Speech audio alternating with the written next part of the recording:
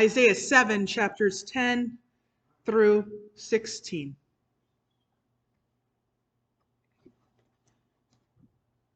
Again, the Lord spoke to Ahaz. Ask the Lord your God for a sign, whether in the deepest depths or in the highest heights. But Ahaz said, I will not ask. I will not put the Lord to the test. Then Isaiah said, Hear now, you house of David.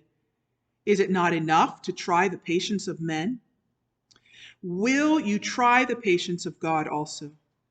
Therefore, the Lord himself will give you a sign. The young woman will be with child and will give birth to a son, and he will call him Emmanuel. He will eat curds and honey when he knows enough to reject the wrong and choose the right. But before the boy knows enough to reject the wrong and choose the right, the land of the two kings you dread will be laid waste.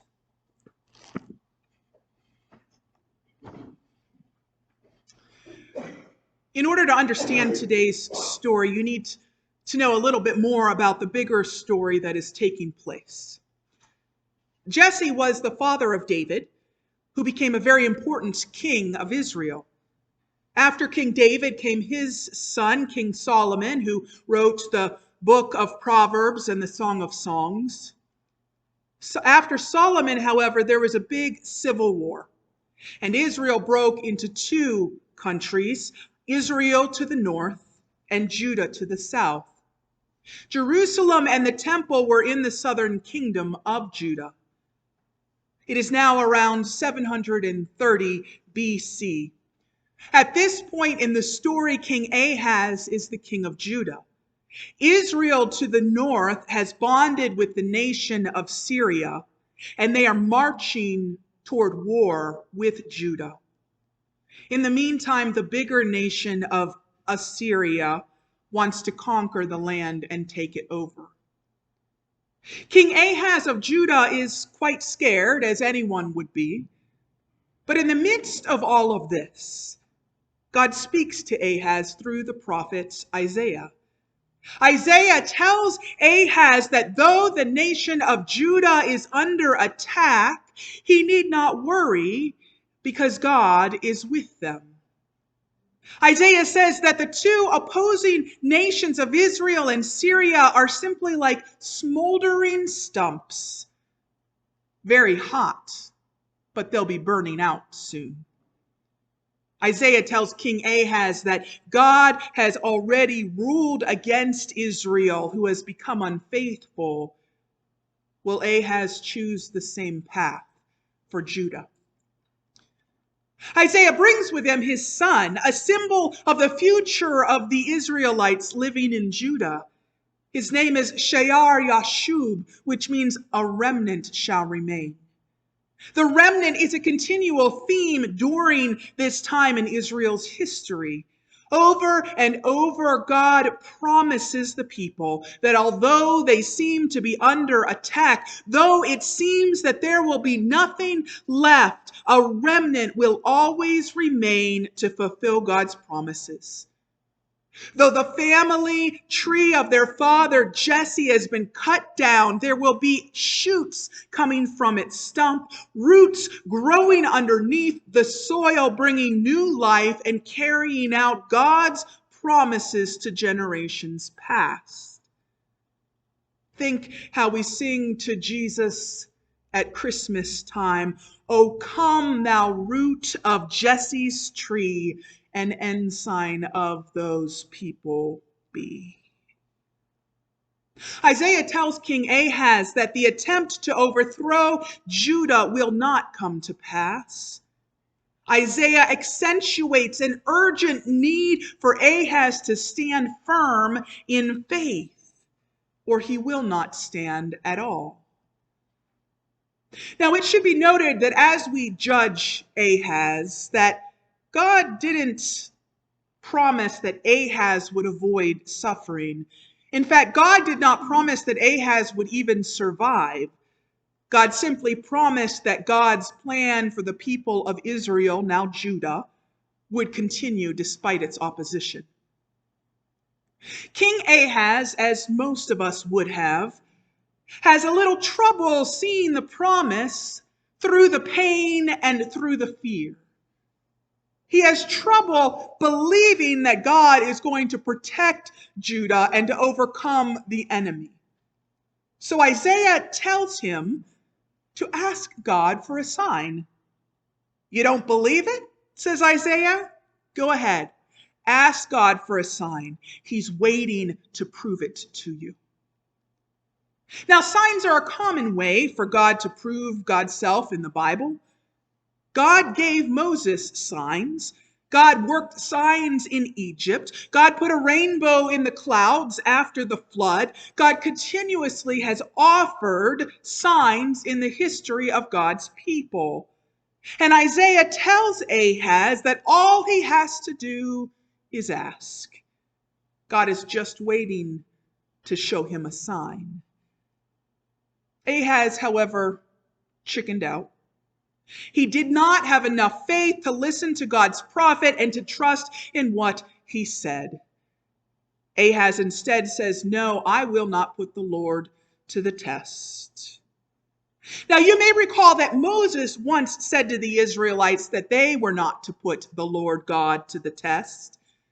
But that situation was different. God was already showing signs and proving God's self to the Israelites during the time of Moses. The Israelites just weren't willing to acknowledge them or to trust in them. What God did for them was never enough. In this situation, God is telling Ahaz to ask for a sign. But maybe Ahaz doesn't want a sign because then he would have to follow what God through Isaiah was telling him instead of trying to justify taking matters into his own hands. Giving up control is never an easy thing. Isaiah's like, "Look, dude, maybe you aren't willing to ask for a sign, but God's plan is much bigger than you. God is going to give a sign anyway to prove that everyone that God's promises are true." What did Isaiah say the sign would look like? It is a verse that is very familiar to us. "Therefore, the Lord himself will give you a sign. A young woman will conceive and give birth to a son, and he will call him Emmanuel. He will be eating curds and honey when he knows enough to reject the wrong for the right. For the boy knows enough for the land of the two For before the boy knows enough to reject the wrong and choose the right, the land of the two kings you dread will be laid to waste." A quick side note, I am reading here a young woman rather than virgin because in Hebrew it said a young woman as opposed to in the New Testament where it mentions virgin. Emmanuel. A reminder for Ahaz and for all of Judah that God is with them. Well, instead of trusting in God's promises, Ahaz took matters into his own hands. He sold himself and the nation of Judah out to the king of Assyria. And how did he pay for the king's provision? With gold and treasure from God's temple. A bond of disobedience was formed, and it led to the downfall of Ahaz and his nation, but for a remnant. Now, we, of course, read this passage through the eyes of 21st century Christians who know about the birth, life, death, and resurrection of Jesus. But one thing we learn the more we read the Bible is that stories tend to repeat themselves. God's promises tend to repeat themselves. The Old Testament is often reflected in the New Testament, and we, of course, see little foreshadowings of Jesus all throughout Old Testament stories. What Isaiah was referring to in the sign that God would give was something that was going to happen right then. It wasn't in his mind, I believe, about a future reality, but a promise to King Ahaz and the people of Judah about what God wanted to do right then in the history of God's people. How powerful it is to know that the sign came in its fullness over 700 years later. And not only did it come in a life being born, a reminder of the God who is with us, but it came in the form of God's very literal presence amongst us in the form of Jesus.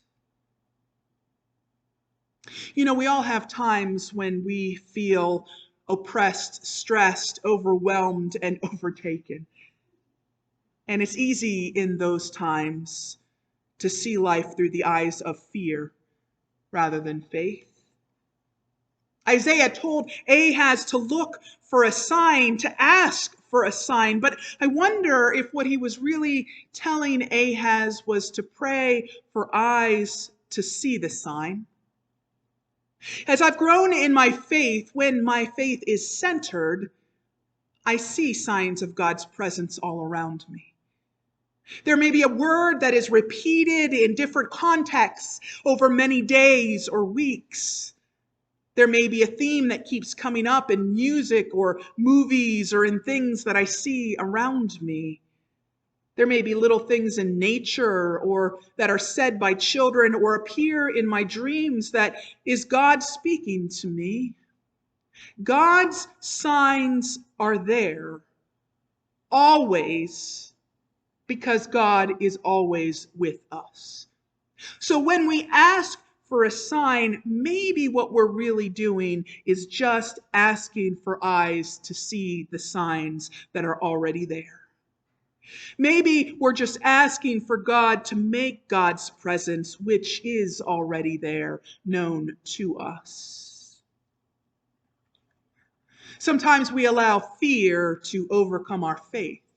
We allow discouragement to block our trust in God. We allow anxiety to get in the way of experiencing God and doing what God calls us to do. And we place our security in someone or something that doesn't deserve it, in someone or something that doesn't really care about our well-being. And maybe we don't give to it or to them literal treasure from God's temple, but we do give to them what belongs to God. Our bodies, our minds, our time, our gifts, our money, our devotion. Why is it that we're more willing to be slaves to the things that harm us than to the one who died to set us free? We are not living in the time of Ahaz in 730 BC. We're living over 2,000 years after the sign that was promised way back then came to fulfillment in its fullest. The most unlikely pregnancy, the most uncomfortable birth, the most oppressive of cultures, the most unlikely people called to worship him, the most unlikely of messiahs. Jesus was proof that the root of Jesse had continued to grow. The remnant never died. It continued to grow and grow from Jesse through his son David, from generation to generation, until the birth of Jesus, a direct descendant of David, who was born in Bethlehem, the city of David. And that sign, which was a fulfillment of God's promise, was also a sign of what is to come. We know that through Jesus, God's kingdom has come in part, but only when Jesus comes again will it come in its fullness. In the book of Revelation, Jesus says to John in his vision, "I am the root and the offspring of Jesse and the bright morning star." And that root, after his second coming, will bring us to a river upon which sits the Garden of Eden's tree of life, overflowing with fruit. And peace will reign, and healing will be complete. O come, thou root of Jesse's tree, an ensign of thy people be. Before the rulers silent fall, all peoples on thy mercy call. Rejoice, rejoice, Emmanuel shall come to thee, O Israel.